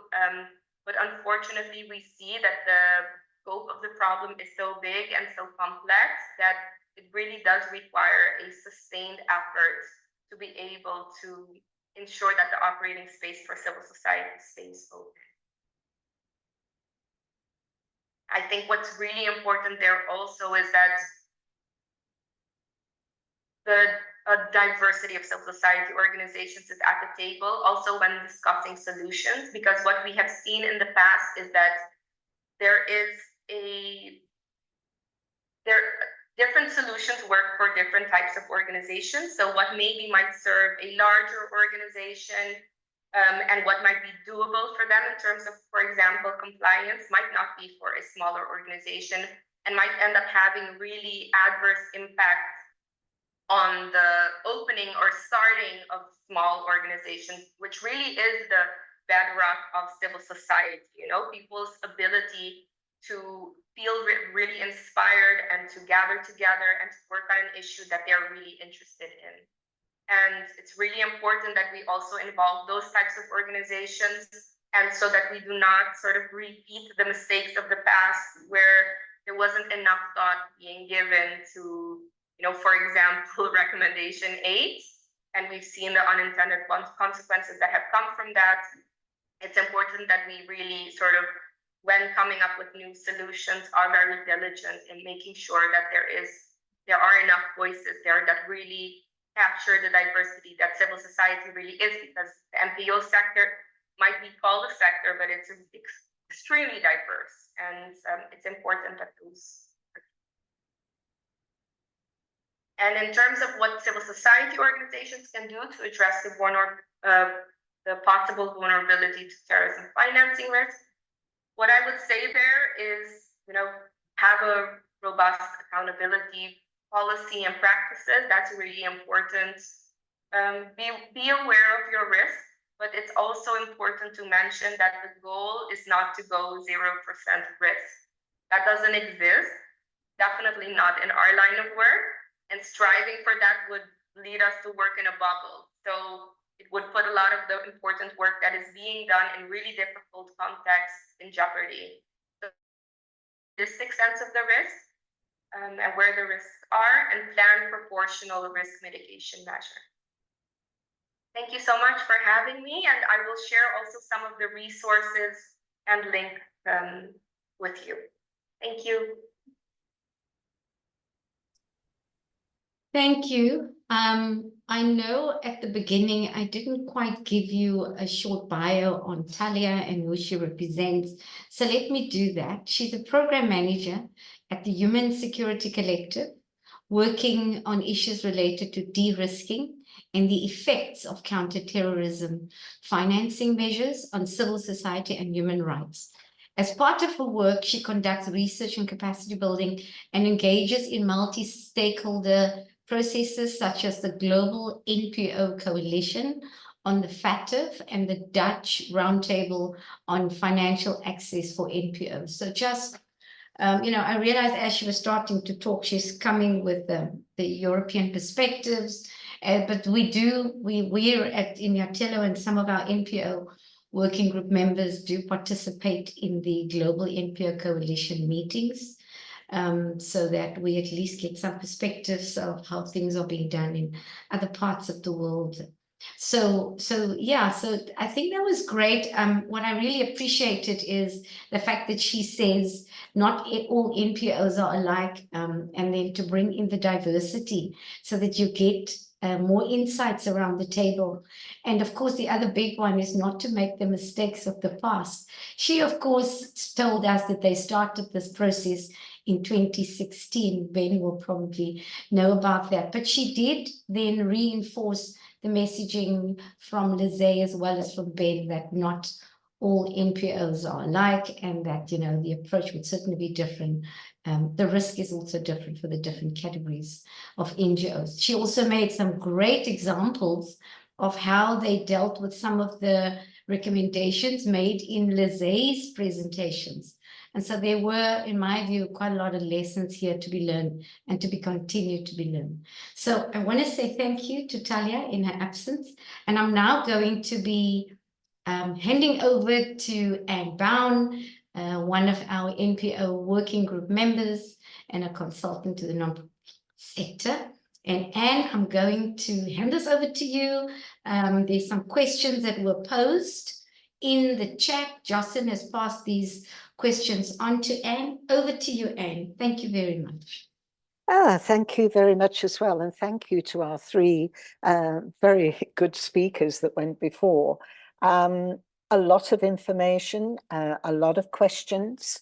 And I want to reassure everyone that this is a massive learning curve for the NPO sector in South Africa. It's not only for our sector, but also for the country, working with FATF.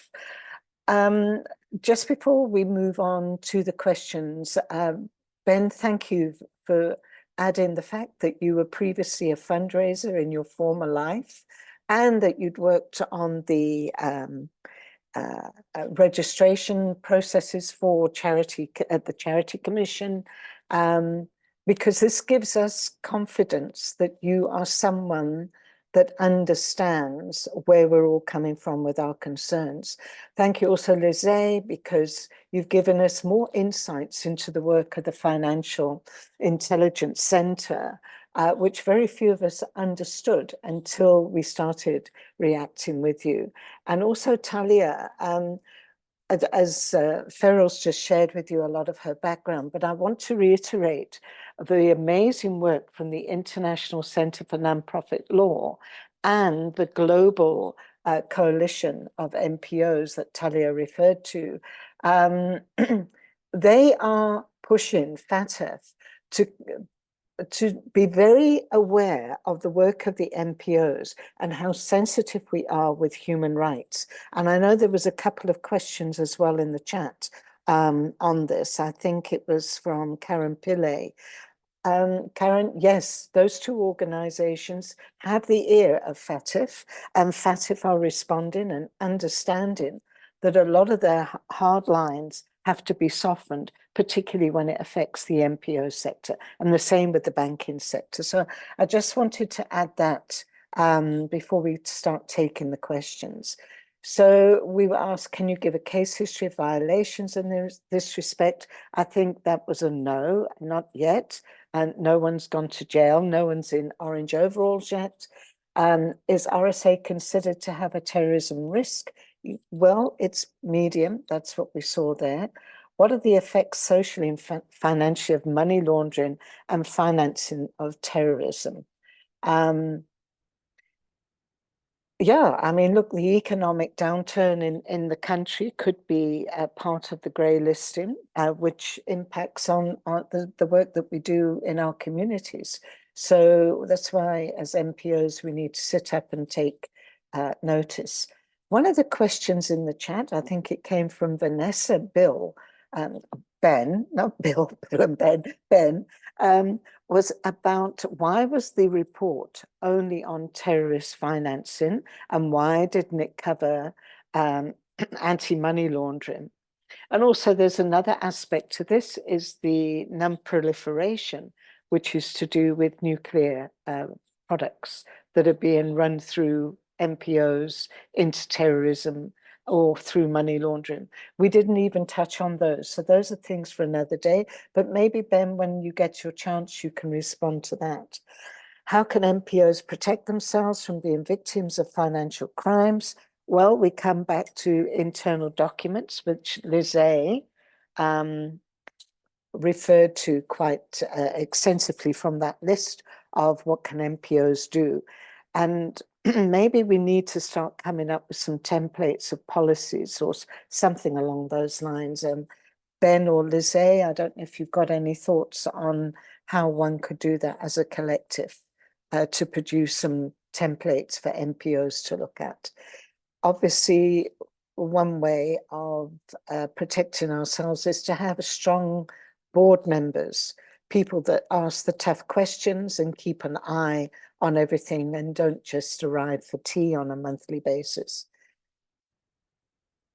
Can you please elaborate on the key factors considered in the terror financial sectorial assessment? This is also coming under that question, Ben, maybe you can answer it.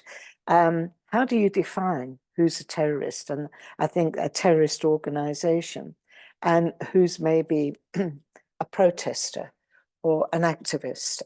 We have to be very careful of that definition. So a couple of those questions also came up in the chat as well.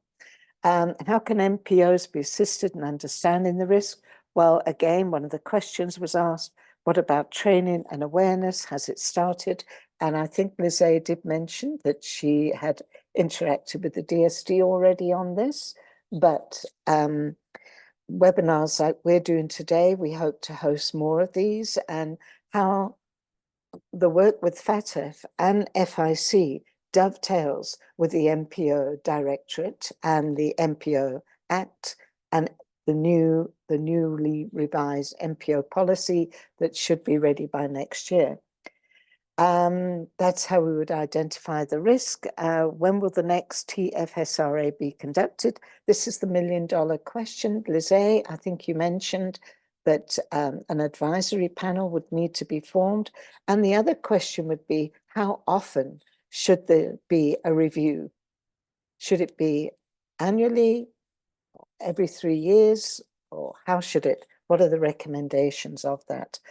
How prevalent is terrorism financing within the NPO sector? Well, we heard that it's very low, but Lizzie did mention that in October or November, there'll be a list of NPOs at risk, and it'll be less than 100.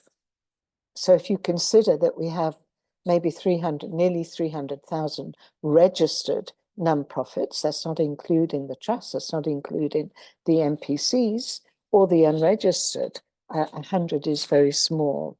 So we've answered the money laundering, and there was another great question as well about how do we assess our donors against this? How do we do those background checks? And this has always been a challenge for fundraisers. When you're offered $1 million by an international organization, how much of a background check do you do? And also, what does your donor policy say internally? So how do we do this?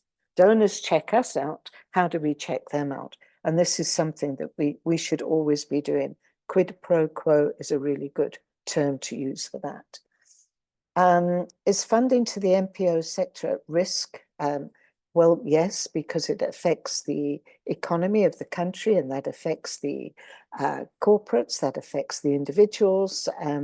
Yes, that's how it affects us.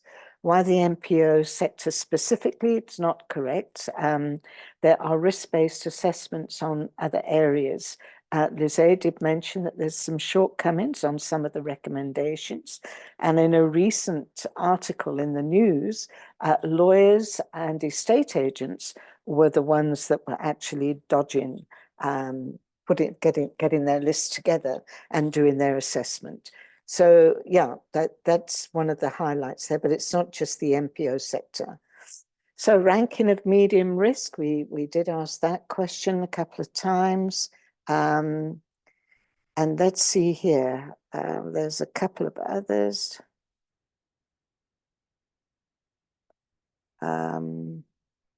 Yeah, I think, Lizette, you answered a lot of the questions that people are asking, but there is a lot of information as well.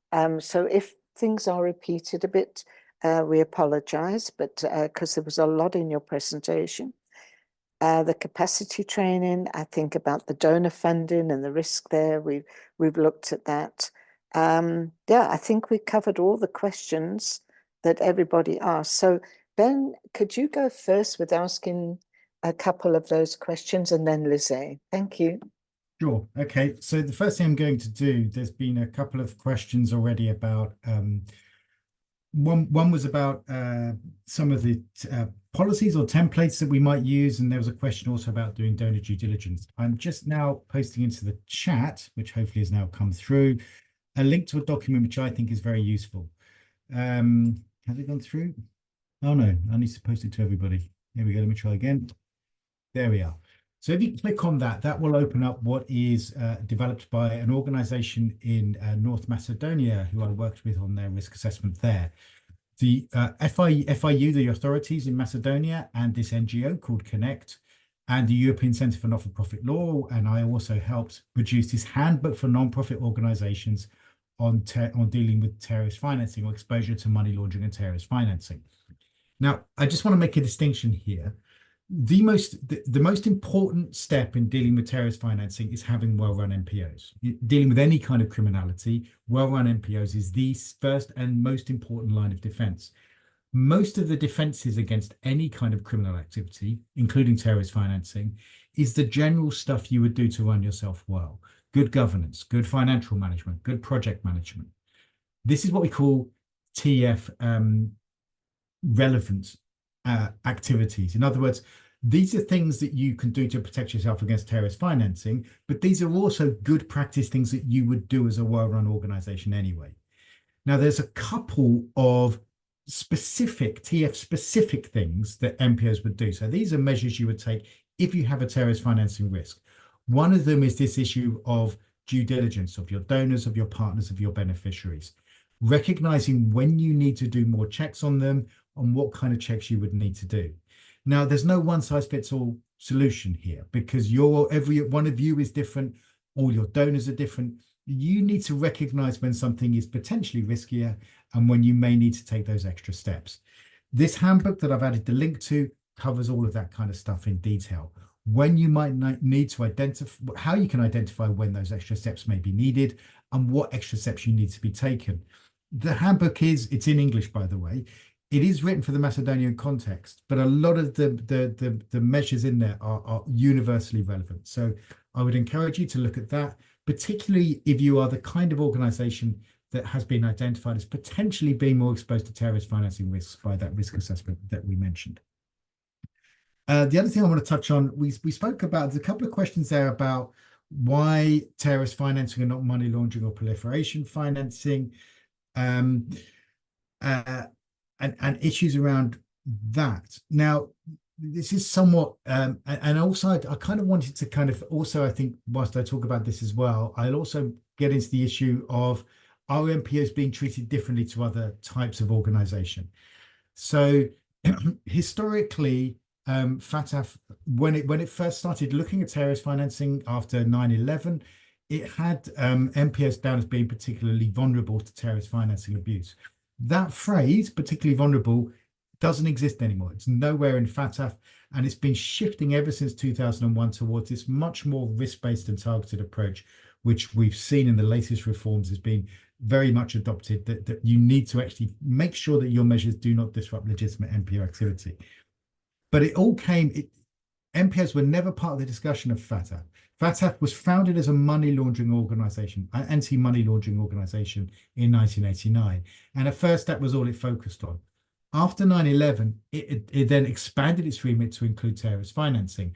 And that's when NPOs came in, because there was some evidence that Al-Qaeda had been funded through charities, not through 9/11, but before 9/11, charities had been used to fund Al-Qaeda. So there was this recognition of a link between charities and the funding of terrorist groups.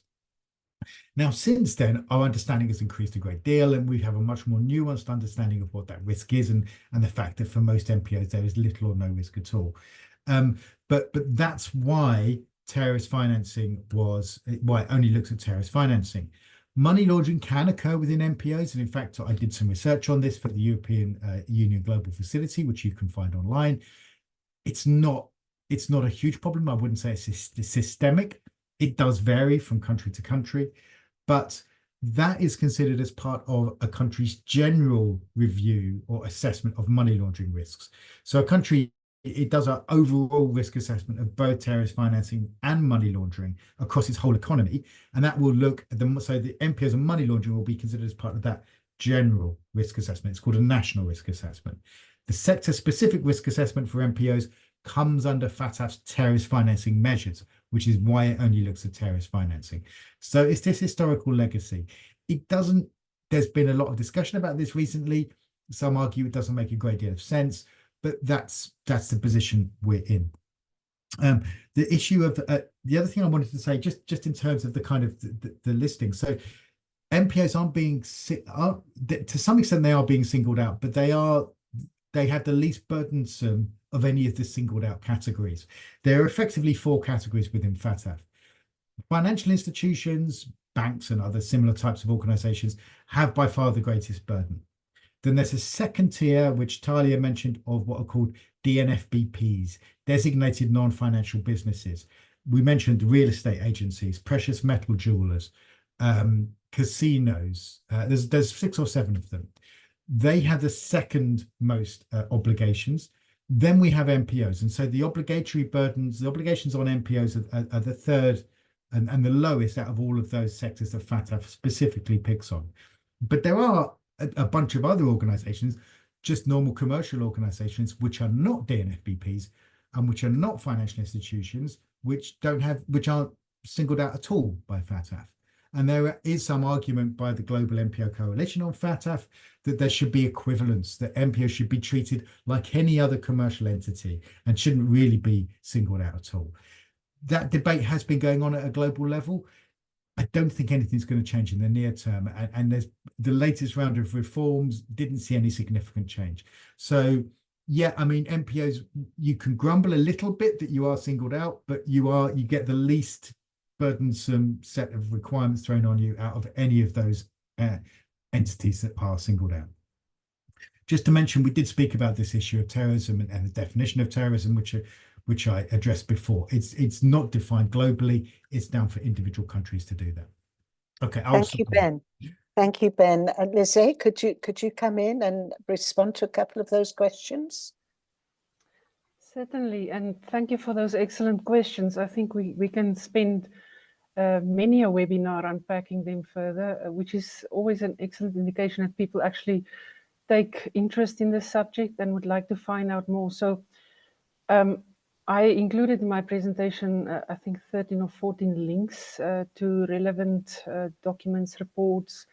So my first point of departure would be, please educate yourself about what is available out there, what is the latest research. This is a moving target. When I introduced myself, I also said I coordinate the National Risk Assessment. So this is not something you can ever put to bed. The moment you put the last dot on at the end of the sentence and cross the last T, dot the last I, you have to start a new risk assessment because it's only a snapshot in time, which is an improvement on what we had in the past. I was just listening to Ben as he speaks right now. I mean, the amount of progress we've made in the past 2 years, just having these kind of conversations with an audience of NPOs. A process had to be put in place. We borrowed from international best practice, but I think it's very important that we understand our very unique country vulnerabilities and threats. See that in the context, that's why I keep saying the risk context materiality of your particular industry, what you need to understand of how you can be exploited in enabling, be it money laundering, terror financing, or proliferation financing. This is all going to evolve in future. Non-profits is a quite unique sector and industry in this country, not only based on our unique history, but also because they could be exploited when you look at the nexus with organized crime, our legacy of grand corruption in this country, the Zondo Commission. So I would also like to urge you to look at what is publicly available on our emerging and growing understanding of risk there. There's excellent documentation and reports available in the public domain. And the last thing I just want to say is please regularly look at what information is available on the Financial Action Task Force website. There's ongoing, regular, but at least annual engagement with public sector consultation on these issues. That's always on FATF's agenda, because we do not want to create unintended consequences where we start legislating and regulating and do assessments in countries, because the problem might just go elsewhere, and that is not a way of managing risk. So one of the projects that I'm also involved in the Financial Action Task Force currently is a review of the guidance on how to conduct national risk assessment. And I must say this issue is always cropping up. So even though non-profits is a very specific recommendation, 8 technical compliance requirements that gets assessed under effectiveness under immediate outcome 10. When you understand the risks as a complex, interrelated threat and vulnerabilities in South Africa, especially when you link it to the reputational damage that a country like South Africa can possibly avoid by understanding this risk better, I think it makes a lot of sense. So I would just like to thank the organizers, iNYATHELO and the non-profit working group, for keeping this conversation going. The sectoral risk assessment was an excellent start, but it can never be the end.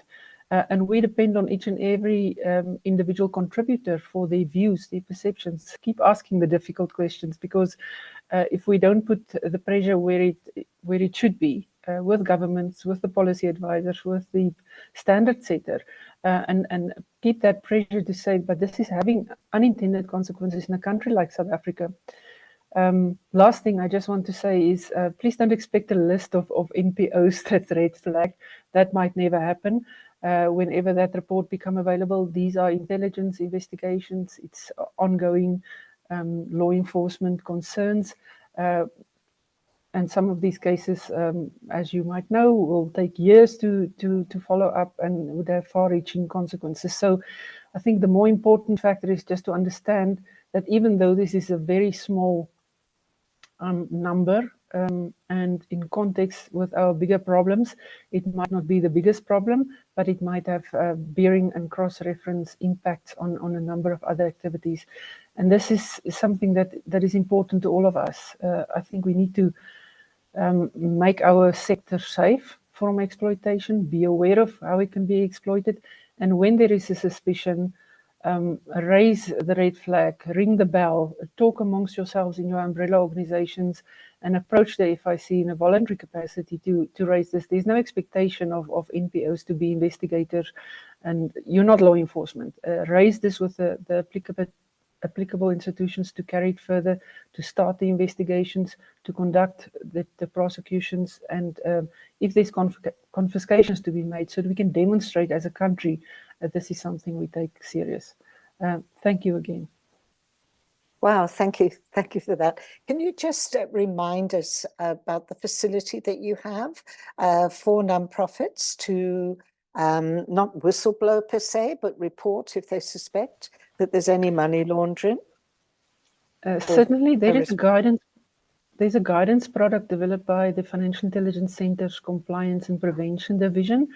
I think it's public compliance communique 41. It's included in my links, specifically dedicated to the NPO sector. It's like a domestic best practice and guidance.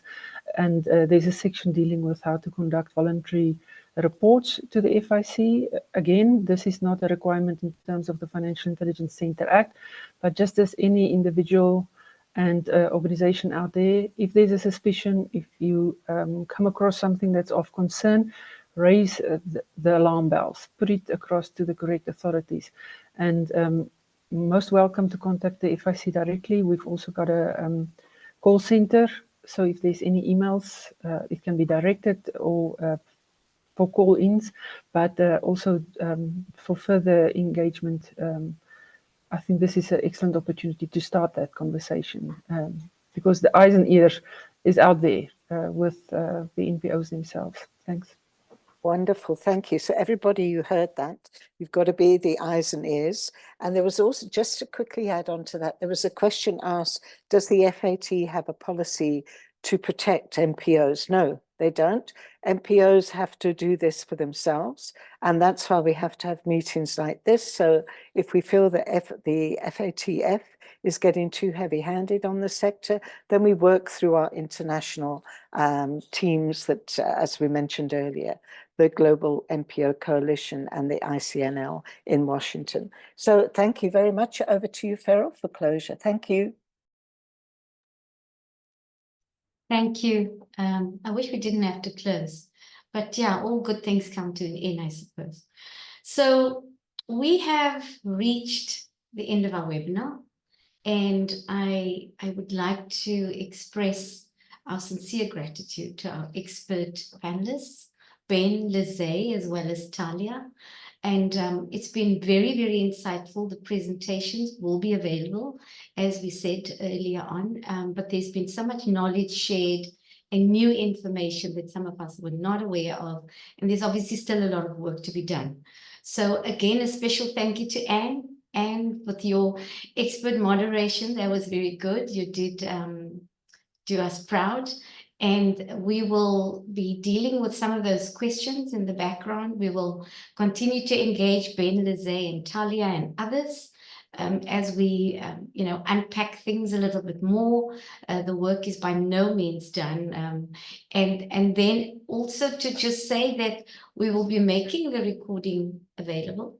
But there may also be an opportunity for us to look at putting a FAQ, frequently asked questions session, on the website to deal with some of these questions as they just keep popping up. I'm delighted, just as you've also said, Lizzie, the interest shows through the line of questions that was being asked. And so we're very, very excited about that.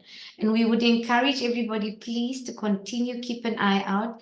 There will be many more of these webinars, as Anne also mentioned earlier on. It's important for us to collaborate, to engage, to get everybody's views, insights, and opinions into the room so that we can make sure that there is as many diverse voices as possible to help solve the issues that we're dealing with. So I want to thank you. Thank you for your time. Thank you for your patience. And we've gone over 6 minutes, so I want to apologize for that. It's been an absolutely delightful session. Thank you. Go well. Have a fantastic rest of the day. Cheers. Thanks, everybody.